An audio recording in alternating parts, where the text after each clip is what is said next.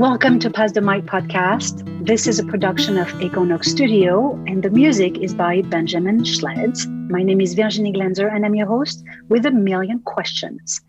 Today, we'll be discussing the new leadership models with Celine Schillinger and Charles Matheus. In this discussion, we'll try to understand what are the new emerging leadership models.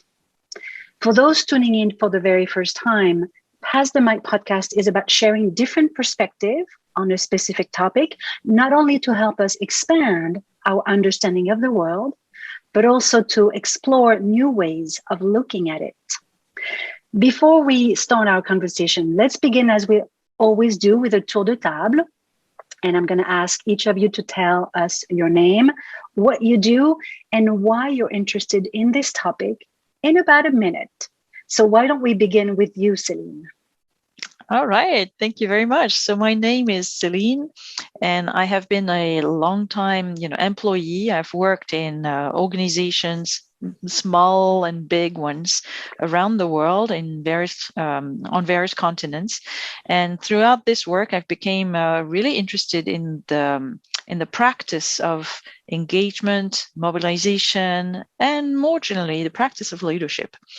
And I've tried to understand why some of the limitations I experienced in work, where did they come from?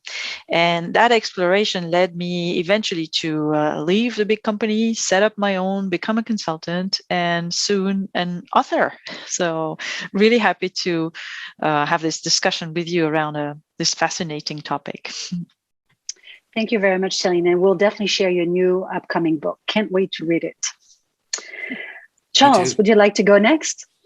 Sure. Yeah. Thank you. And Virginie, thank you for convening this. And I think this discussion and the way that you model this and the way that you gather people and share all the content and share the kind of the international, what am I trying to say? The intellectual property of what we're about to do is a demonstration of kind of those leadership models that we're looking for, that power is a current, not a currency. Information is a current as well. So thanks for convening this. And I'm stalling because it's sometimes hard to talk about, kind of who I am and what I do. I am coming into leadership development and leadership consulting from a soul work and mentoring perspective, which is a little bit different.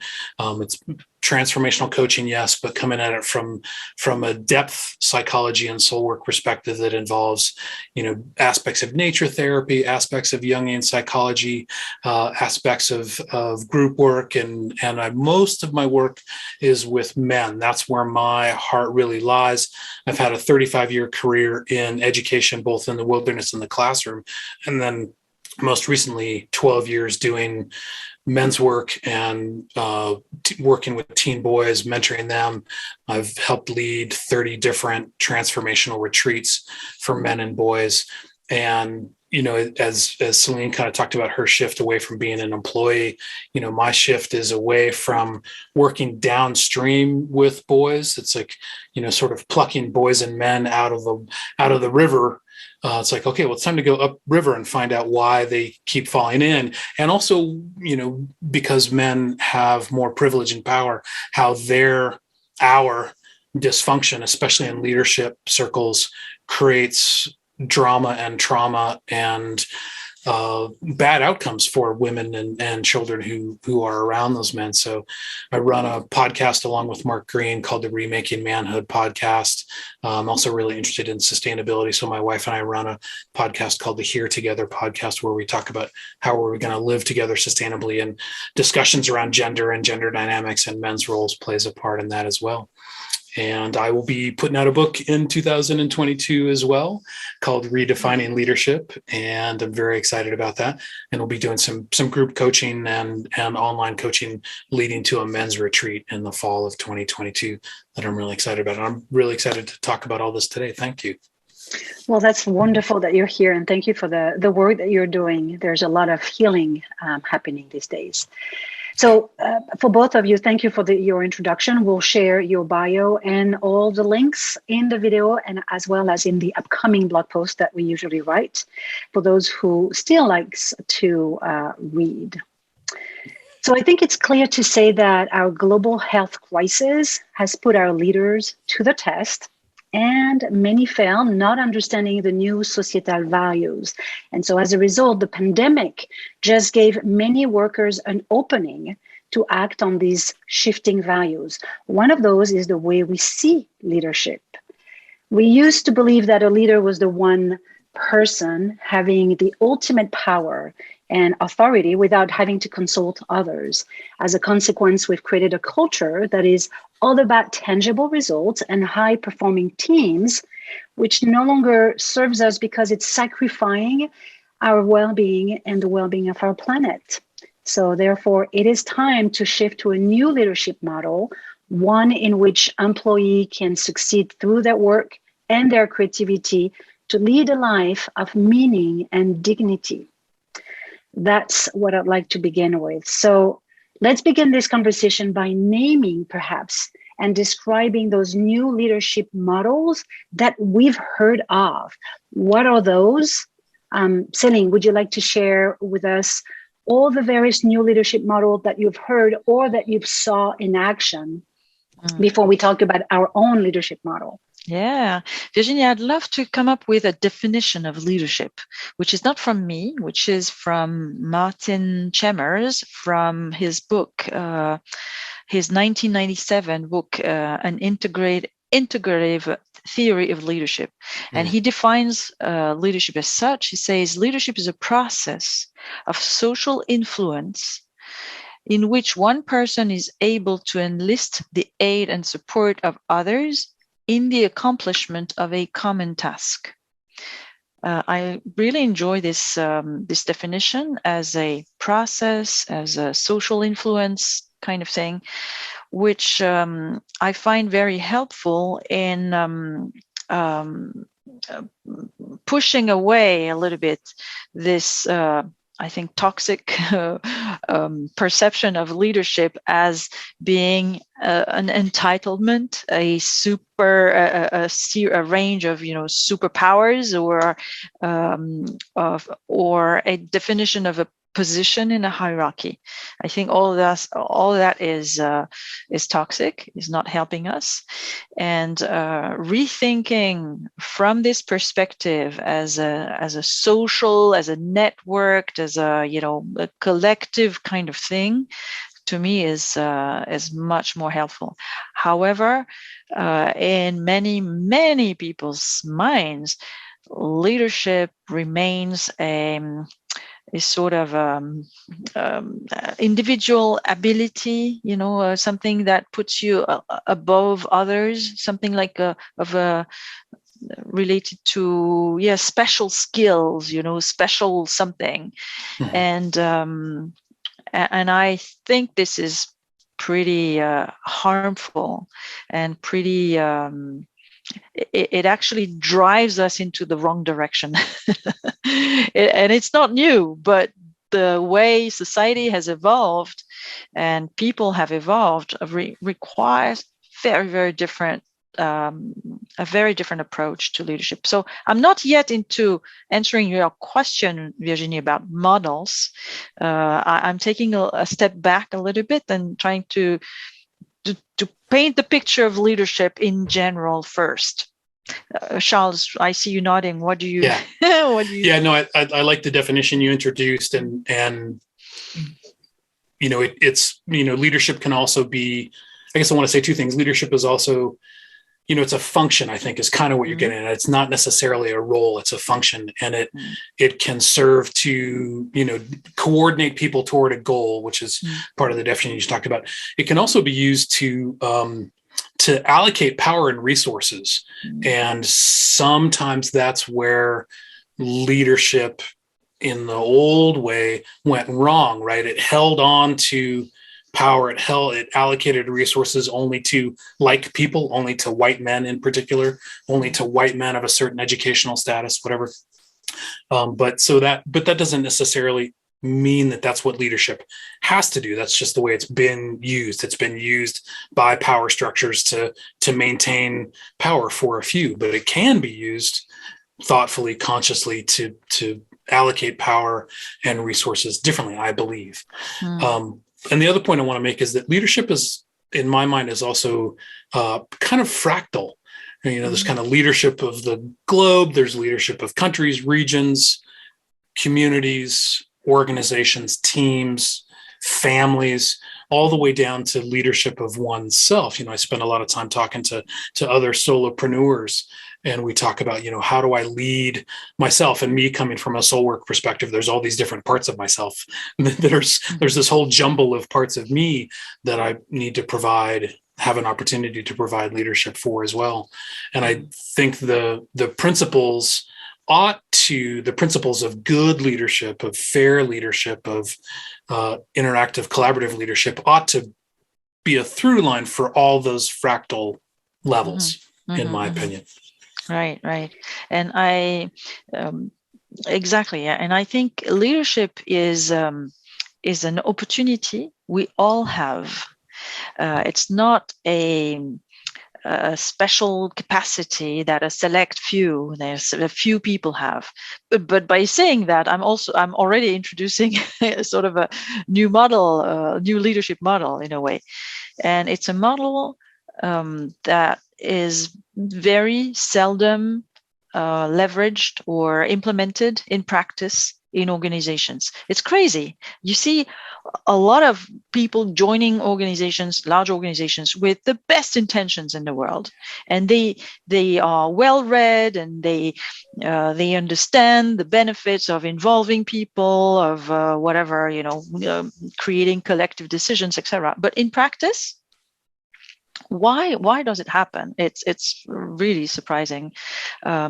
Everybody at some point defaults to the same old practice, the same old, top down, I know better, people are lazy, they don't want to, they refuse accountability, and pushing down onto people and cascading decisions down, all this very typical behaviors in organizations that I just can't stand anymore.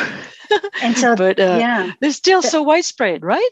Yeah, that's the reason why I think bringing up new models can help people not only choose what they might be inspired by. So I want to give you a couple of examples of the new model of leadership that I've been hearing about or witnessing. The first one is called the servant leadership. And those are not official names. These are more kind of behavior that I'm seeing. So servant leadership model, which is about being of service to others. I personally not a big fan of the word servant because it goes with master.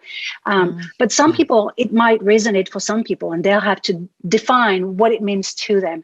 Another one is called the conscious leadership, which this is about, it refers to the ability of bringing one's entire self into a leadership position. So having an acute understanding of one's emotion, all our biases and worldview.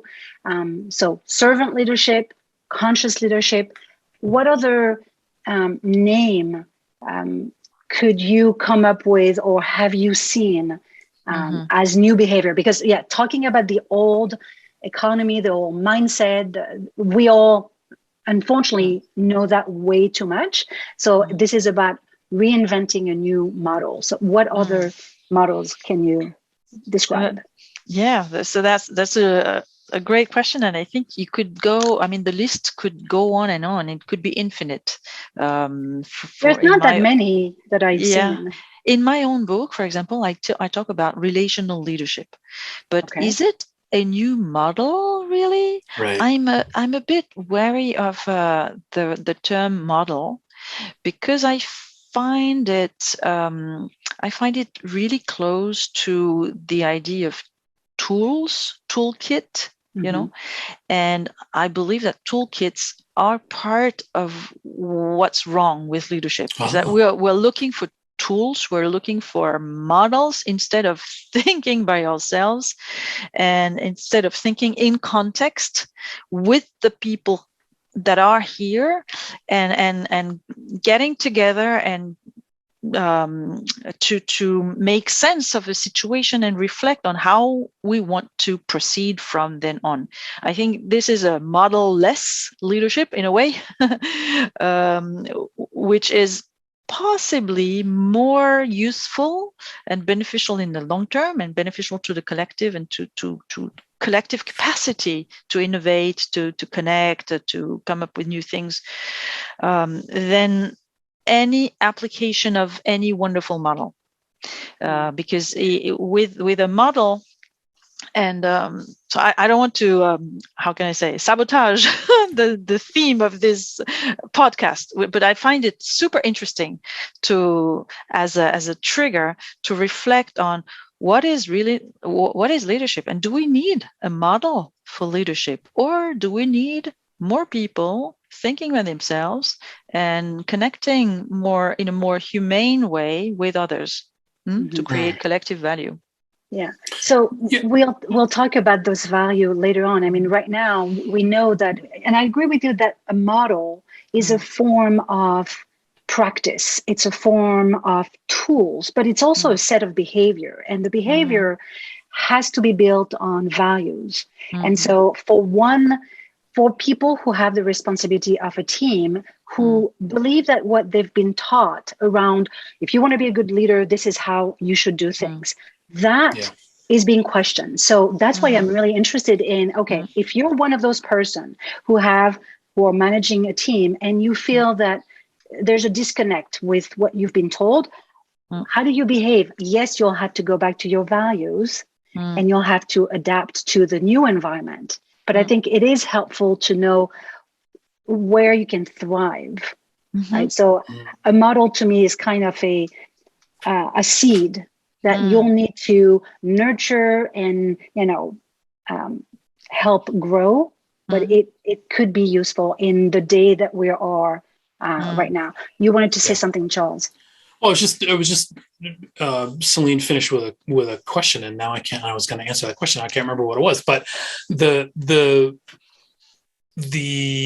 my understanding of kind of where leadership goes badly for people, where it goes non-relational to, and I know we don't want to focus on the negative too much, but the memes of leadership, especially for men, are very often around competition and dominance, and that dominance hierarchy, that dominance culture, what some of us call the man box culture, which is linked to dominance culture. It starts very early for most boys.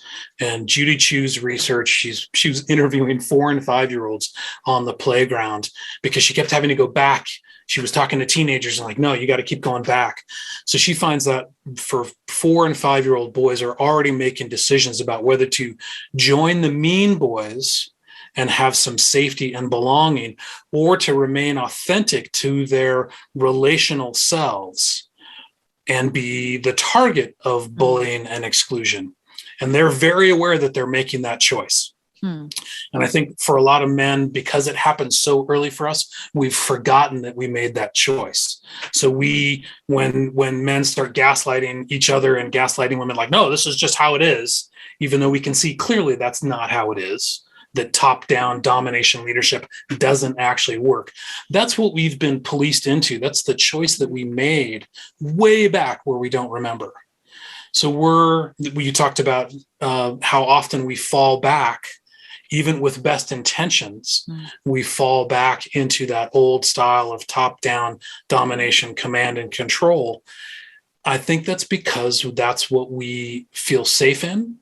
That's what we've been practicing for decades. That's all of the role models, almost all the role models we've been seeing for decades. And then there's this sort of misogyny and sexism that gets in place where we project all of those relational capacities onto women because we had to get rid of them ourselves in order to fit in for men. And some women have had to do this too to be successful in the male dominated corporate world. So we project all those capacities, all that relational, cooperative, listening, receptivity, patience, being able to abide in mystery and unknowing, all of that we project as feminine characteristics, meaning that we don't have access to them. And Now we use that same projection to hold women at bay and to keep them down. So it's this double whammy. So we don't have access to them, and women are kept out from leadership. So I'm going to say it's interesting, and I love that conversation because we are so comfortable telling the stories of the past. We know exactly what we don't want. Yeah. And we could go on forever. We could talk for an hour about the damage and what we don't want. What I'm looking for from you two is what are the emergence? Yeah. Yeah. So let me just offer some good news is that I don't think men have lost permanently those relational abilities. I don't think those relational abilities, the ability to lead collaboratively, cooperatively, it's not lost. And you know, Celine sort of hesitated earlier to say this is new. We've been leading and being in groups like in collaborative, cooperative, listening ways for thousands of years. Religious orders have organized themselves this way, indigenous orders, women's movements. It's not gone from our culture. It's been on the margins all along. So it's there for us to reclaim. So maybe that's a better spin for this podcast. So which model for men do you see emerging? What are the trends? Yeah. Could you put, and every time we categorize something or we give it a name, you know, it's a way of boxing it. But I think for now it's okay. Again, this is about inspiring people who have other into their responsibility, no matter what level, what area. Yeah. I think inclusive leadership is one of the phrases that gets put around. And like Deloitte came out with a study a few years ago that showed that inclusive organizations were 8 times more likely to reach their business goals, 6 times more likely to reach their financial goals, 4 times more innovative and creative. All of the things we desperately needed during COVID times, right? Innovation, creativity, success. So it's very clear that there's a business case for this kind of inclusive, cooperative leadership.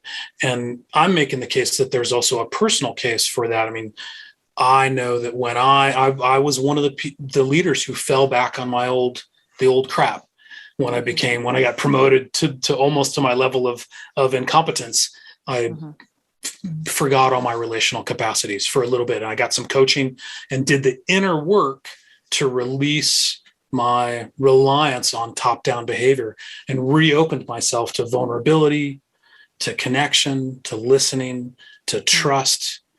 And then I had to be vulnerable to my team and said, I've been screwing up. I've been bad to you. I've been micromanaging you. I've been ignoring you. I've been withholding resources from you. I need your help to be a better leader. And they rose up to meet me and helped me out. So inclusive leadership, the way that person behave is really having deeper relationship, which means bringing their own, being vulnerable, building a trusted relationship, and having some connection. I like that. Okay. Yeah. Before we move to the next question, which is more personal, Celine, is there any, we talked about the inclusive leader relation, you mentioned relation leaders, I mentioned a couple of others. Any other that emerges? I'd love to mention system leadership or systemic leadership. I think that's, to me, that's a really, really important line of thought that takes into account a broad perspective of systems and where leadership, how leadership can be impactful in a system where everything is interconnected, where consequences are unknowable, but there's one thing you can be sure of is that every action has unintended consequences, so that kind of that line of thought is to me really important. And in my own reflection on leadership, I've tried to to establish, I wouldn't call it a model, because, as you said, it boxes things too much, and I think it's a too aggressive form of simplification. But I've tried instead to offer pathways. So there's 3 pathways I am offering for anybody interested in reflecting on a better and more systemic kind of leadership. The first pathway is one of freedom. It's about injecting more freedom into the system rather than reducing freedom. Very often, freedom is seen as a danger, something that brings chaos, and something that is that has to be reduced to the minimum, because an orderly system is still seen by many as the best system, right? And in my opinion, considering the era we are in, and how change is bombarding us, from everywhere and every day, you can't look and forward to an orderly system, because to an orderly system, change is a problem, right? So instead, we need to create a system that is much more at ease with freedom, with liberty, with innovation, with taking initiatives. And it starts with oneself. It starts with liberating oneself from the dominant patterns, from that's how we do it here, from the kind of normative and systemic culture you're in when you enter in an organization. So that's the first pathway. The second pathway is a pathway of equality. I think our current systems are dominance systems, as Charles mentioned. They are based on domination, on hoarding, power to the benefit of a few, and on very unequal relationships. And this is not serving the collective. This is not serving at all the collective anymore. Maybe it worked in the past with, when most of the workforce was illiterate, and you had to rely on a few, experts who knew better. Now, in the knowledge or even post-knowledge economy, this doesn't work anymore. So we need to create to create leadership systems that are based on equal relationships, on relationships between equals. And to me, the great opportunity here is networks.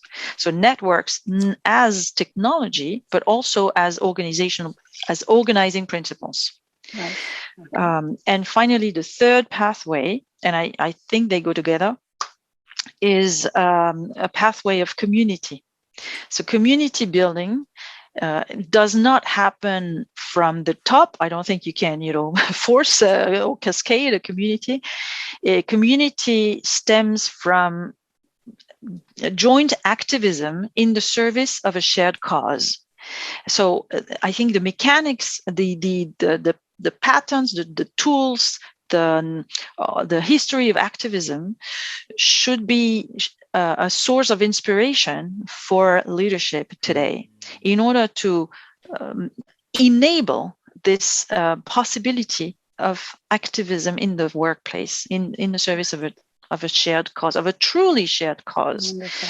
And all together, so of course you recognize the pattern here, freedom, equality, community, to me is possibly, it's not a model, but it's possibly what can help people evolve their leadership towards something that is much more collective, relational, and that is much more open to emotional connection, rather than purely, rational, expert, knowledge-based kind of relationship. So you call that the systemic leadership, if you had to summarize. Yes. It's funny because the word systemic is interesting. Okay, that's wonderful. So as leaders ourselves, this is about walking the talk, right? We can talk about leadership or we can be one. Yeah. So this next question is more personal. And I want to start with you, Charles. So which leadership model are you embracing and choosing personally, whether you have a name or not, if you can? Yeah. This inclusive transformational leader is one that I'm remembering to become. It's probably the one I was when I was 4. You know, I have this long career of leading in the wilderness, and that's the kind of leadership that worked out there as well. And to that transformational inclusive leader means including all the parts of me, not just including all of the different parts of my team and their backgrounds, and making sure that our hiring practices bring in people of color, and that women are treated fairly and equitably and have opportunities for leadership. But that one of the blocks to that kind of leadership is when I don't include all the parts of me. And I was just listening to a podcast with, let me check real quick here, Nicholas Yanni, talking about how our purpose, you know, sort of comes down from our spirit and our connection to the broader collective. Our ambition, kind of our ego, rises up to meet it, but our shadow also rises up. And so the shadow is all those parts of me that I've suppressed, or the desire to be top down, the desire to have power over, the desire to have win-lose consequences, you know, all that kind of rises up. So being a transformational inclusive leader includes recognizing those dark elements that are those unhelpful elements, I'll put it that way, that are part of my leadership. Those fears, those anxieties, those desires to be safe, to not be vulnerable, to have power, to have more resources. All of those desires are there in me as a human being. So how can I be honest about them and say to my team, I need your help to be a better leader, or say to my stakeholders, I messed up, or I feel fear about being vulnerable right now, but I'm going to do it anyway. I don't know how to be more inclusive of people outside of my personal experience. I don't know what to do about gender non-binary folks in the workplace. I'm confused about that, you know, whatever it is. So that's the inner work that I'm doing all the time, and that I'm helping other men do, to recognize the old leadership memes that we're stuck with, and how to free ourselves from those, to remember the memes of cooperation, joy, mystery, fun, play, you know, kind of the ecology. You talked about systemic leadership, or systems leadership sounds very much like ecology, how all the threads are connected and you pull on one, let's see what happens over there. So that remembering is a part of the leadership pathway that I'm working on, to use Celine's word. Wonderful. Thank you very much for sharing, Charles. What about you, Celine? What is the leadership model that you are personally trying to embrace, nurture, and I am very much trying to embrace this relational leadership, finding all opportunities possible to co-create, to create with others. And at the same time, I need to be really, really humble and honest. And if you saw the way I plan my holidays, for example, where everything is like super, everything is planned, you know, everything is organized, everything is, and there's a little room for example, my husband to provide ideas because I like to lead, you know, things all by myself, because I know it will be well organized. So and I'm aware of the the discrepancy between what I preach and what I do sometimes. So it takes efforts to trust, I wouldn't say let go. I often hear this word. It's not exactly letting go, because letting go feels like doing less work, you know. But it's not that. Letting go, it's what I mean is that it takes effort. It takes additional work, in fact, to co-create, and to show up in the right way, in the way that enables this co-creation, that does not instrumentalize people. For example, it does take work, you know, and work on yourself, work on self-awareness, of course. But that leads me to another idea. I feel we should not let the whole weight of system change fall onto individual shoulders. I explain. It's not up to self-development, self-awareness. All this is great, but it's not enough, and we need to work at a collective level. We need to work at a, again, systemic level in a way. Otherwise, if we just tell people, oh, you just work on yourself and things will get better, well, maybe not. We're putting too much pressure on individuals, and I think some issues need to be solved together as collectives. That's very true. Thank you very much for sharing. My husband and I often talk about leadership models because he leads a team of engineers working remotely, and I work with several teams from different organizations just to make it a little bit more complicated as a fractional CMO and as an entrepreneur myself. And my own leadership model that I'm nurturing in myself is what I call the Sherpa leadership. Sherpa as in guide. And actually, I was delighted to learn, when I discovered the word Sherpa, it's a member of a Himalayan people living on the borders of Nepal and Tibet. And they're known for their skill in mountaineering. So in other words, a Sherpa leader guides others where they want to go. It's no longer about the leader. And the reason why it fits well with who I want to be, it's because it requires me to engage in deep listening. Since it's not about me going anywhere, I need to understand people underneath their words. And I like that. That's inspiring to me. So thank you for sharing your own personal leadership model, what you inspire. It is, as you said, Celine, it's a collective effort, not just even though you have to deeper into yourself, there's a lot of inner work. It's also a collective effort. So here's another question that I would really love for you to answer. So for leaders, or for those who have the responsibility of a team or responsibility for others, how do we find our true power in order to give meaning to our lives while making our world better? What are your thoughts? And anyone can jump in. Okay, I can start. For me, I found my true power in connecting with others in ways that were not dictated by the organization. It was about, and it started with activism, and that's why it's been really important in my own, in my own thinking.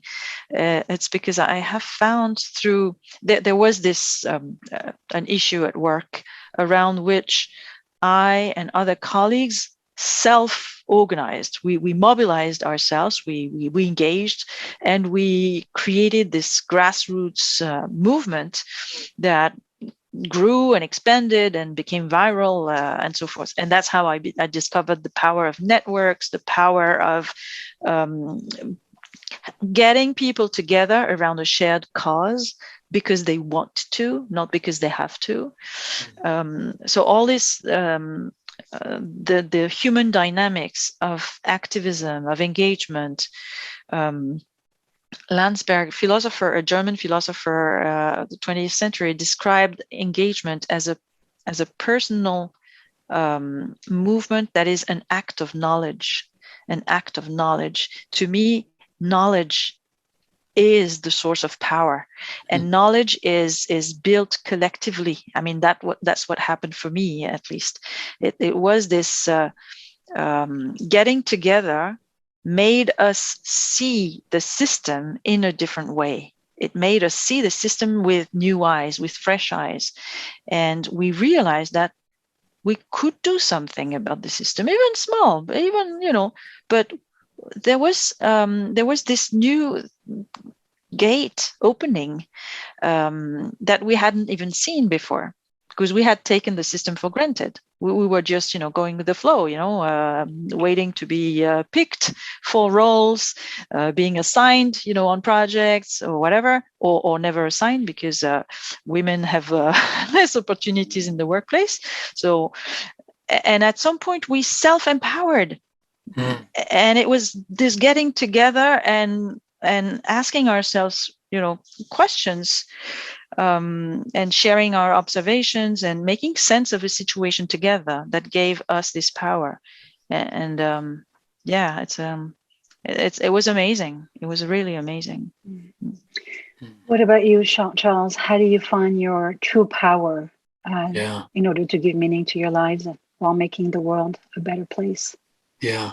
Well, I'll identify that I'm feeling a little sad right now in listening to Celine, because as an introvert and as somebody who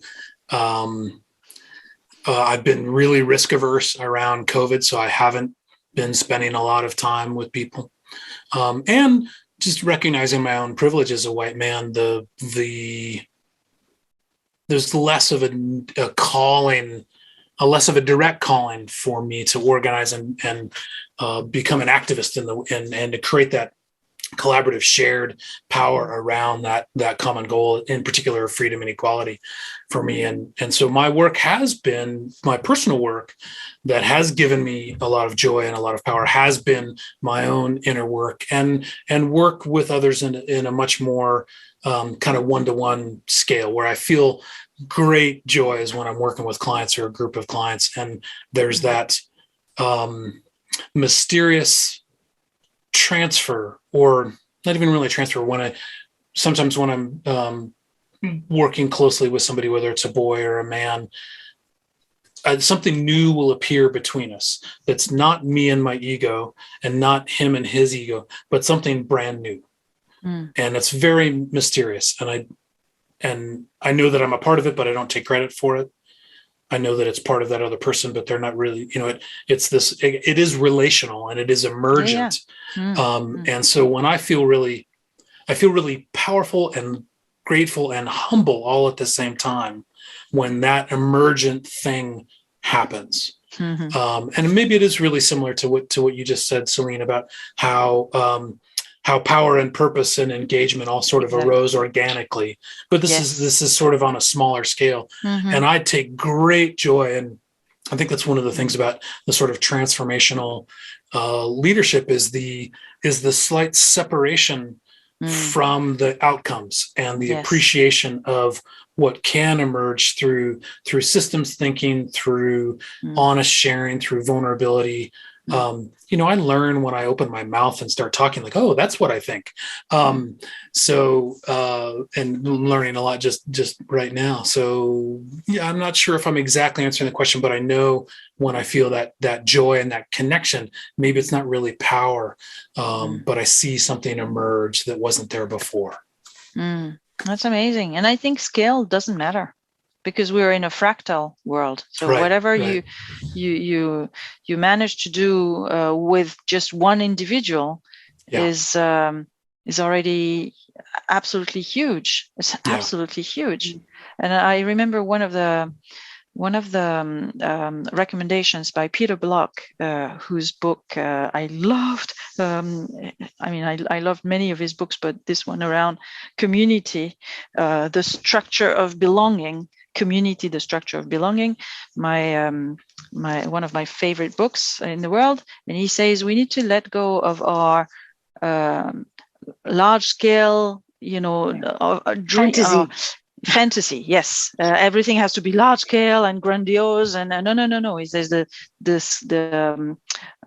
scope of transformation is actually small. It's conversation by conversation. It's who you have in the room and what do you talk about together, and how do you, invite others in the conversation? So he says that, the scale of transformation is actually small. That's where we should work. Yeah. Right. I'm at my best. I'm at my best with 8 other people in the room. Interesting. That's where it's juicy and interesting to me. Yeah. I love this discussion around the various emergent model and the ones that that we've individually or have been inspired by and want to nurture. And I want to expand the conversation a little bit by asking that last question. We've talked about model, as I just said, and this idea of power, of finding our true power as a leader.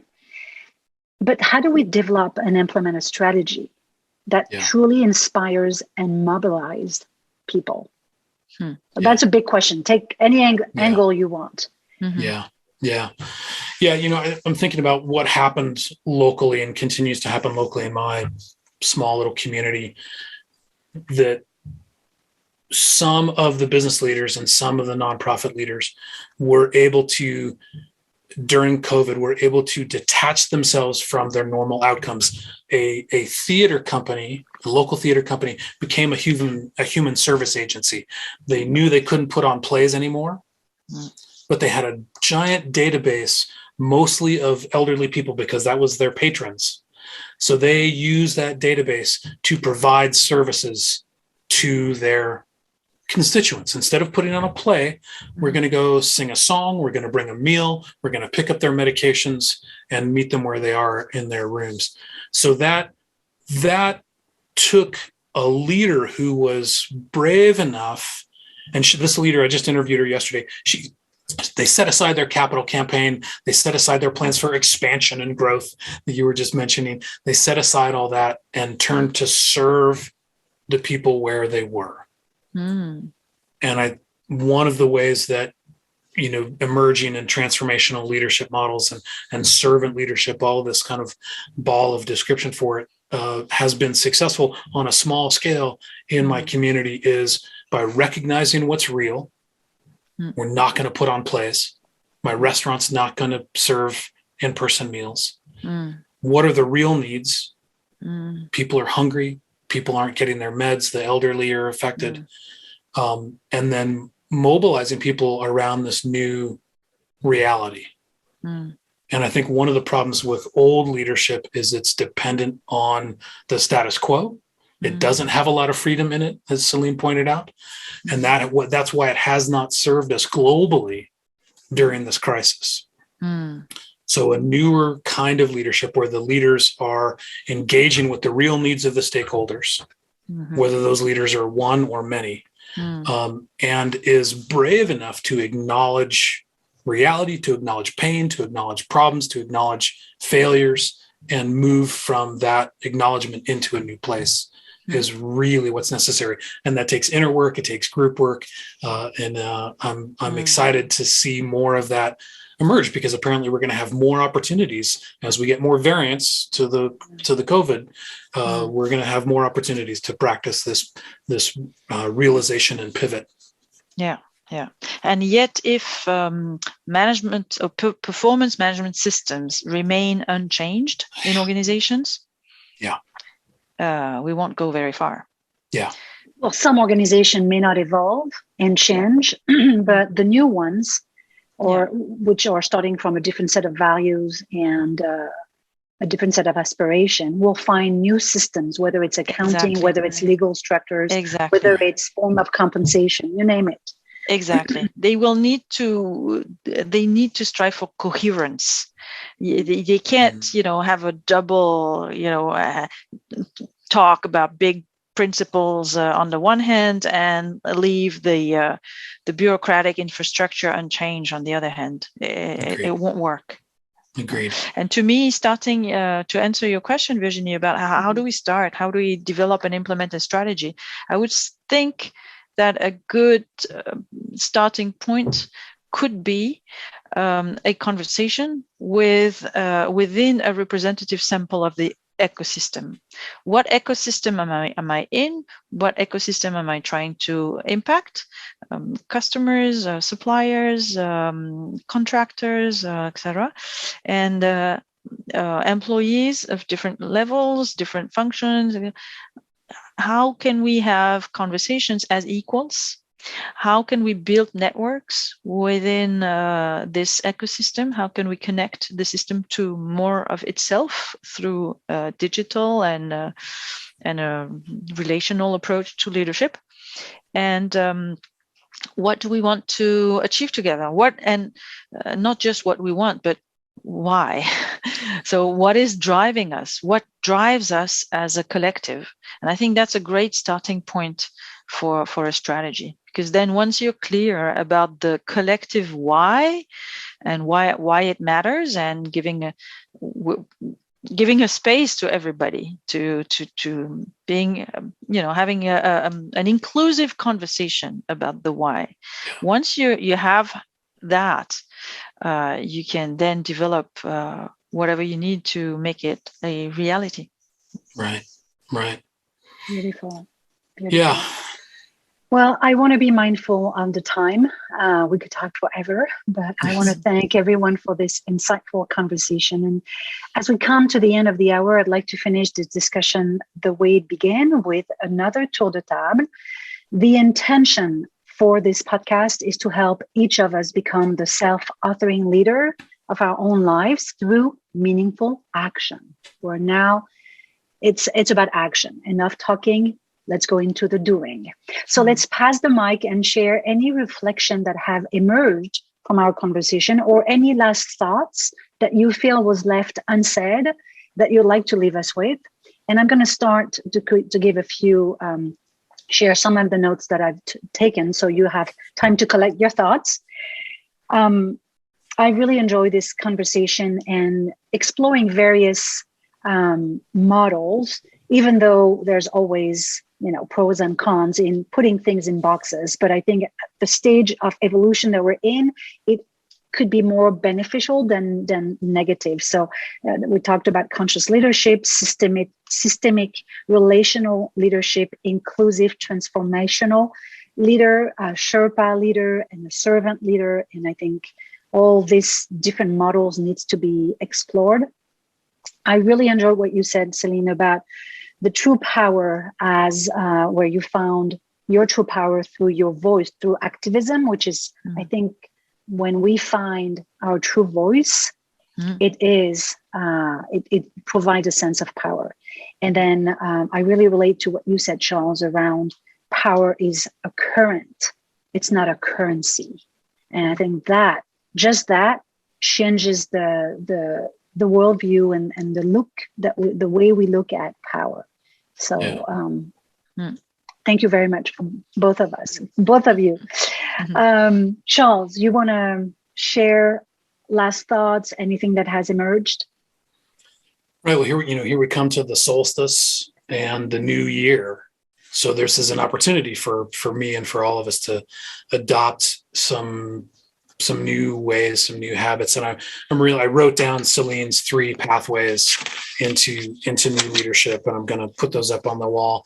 And I think, inviting men in particular to join me in figuring out a way to let go and surrender of those greedy memes of top down, power over, win, lose ideas about our relational capacity, and to reclaim the 4 and 5-year-old, to reclaim the brown bear, to reclaim the stream, all of those natural ecological metaphors of flowing and strength, and find ways to be more inclusive of your own inner parts, my own inner parts, our own inner parts, and to draw that circle of compassion and inclusivity way out beyond the self and into, women, children, people of color, BIPOC folks from around the world, the natural world, the trout, the fir tree, the desert cacti, and see where you land when you draw that circle. How does that change your intentions? How does that change where you want to give your power away so that it flows like a current? Wow, that's amazing. That's amazing. Beautiful. And last thoughts for me. Well, I've been extremely happy to join this conversation, not least because it made me dive into a little bit into Charles' thinking, and I'm now extremely curious for his book. I think this work around masculinity, modern masculinity, is amazingly important. It's actually critical. I realize that in my own book, I talk about inequality at some point, and I bring my own experience as a woman in the workplace, and explaining that inequality in the workplace starts much before, in when we're kids. And I hadn't thought of the exact parallel thinking that you've developed, Charles, that toxic masculinity starts also very, very early, but it's all easily understandable. And so no, I think it's a super interesting topic, clearly vital, absolutely vital. So I took note of the man box culture wording that you used. I thought that was really, really cool and really, again, super important. Another thing, Virginie, you spoke about, you used the word reclaim our voice. I think, yes, absolutely. This is critical. And it does not only apply to the people who've been silenced, it applies to all of us, because sometimes we tend to let our voice be, how can I say, we tend to speak the voice of our organization and believe it's our own, but in fact it's not. We need to see to reclaim this little distance with the system we're in, so that we can better see what part of the system we are reproducing that would deserve to be changed instead. And reclaiming our voice as reclaiming our individuality, reclaiming what makes us different from one another. And because these are all assets, we need this diversity of this rich and diverse collectives, rather than having yes men or yes women marching, in line. That's not what organizations need today. This time is gone. So yes to reclaiming our voice, yes to taking ownership of our stories and of sharing our stories. So that's what you do, Virginie, through this podcast. That's Charles, what you do through your book, your other interventions. That's what I started doing 10 years ago through a blog, and now through a book. And so it's all about reclaiming our story, and not to impose it on others, but to be fully present in with the whole of ourselves, to be whole, not just a tiny surface of corporate soldier. That's not what we need. Exactly. Very well said. And despite the heartbreaks that the world makes you feel when you look at a number of different behaviors or events, it is, I think, a wonderful time to be alive, because there's so much we can change. And I think a lot of people are ready for change. And we need that collective support. We can't change by ourselves, whether it's one individual or a small group. It is essential. So thank you to both of you for the books that are, we'll definitely promote them. And thank you for taking the time to share your thoughts. And soon thanks a million, Virginie. Thanks a lot. That was awesome. Thank you very much. Virginie.